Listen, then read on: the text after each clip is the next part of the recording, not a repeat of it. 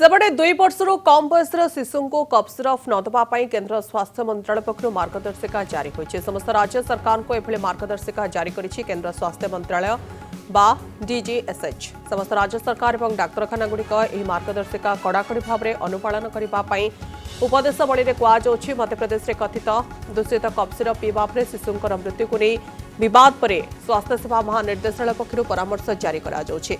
स्वास्थ्य मंत्रालय अधीन डीजीएसएच कहिछि कि साधारणतः 2 वर्ष कम बयसर शिशु को कफ सिरप सेवन पर सुपारिश करा जाए नाही। केवल वयस्क एवं वृद्ध वृद्धा को डाक्तर परामर्श क्रमे कफ सिरप दिया जाए। समस्त राज्य और केन्द्रशासित अंचल पर सरकार जारी करिथिबा उपदेशावली में कहुछि जे पिलामानकर काश बिना औषध ठीक हो जाए।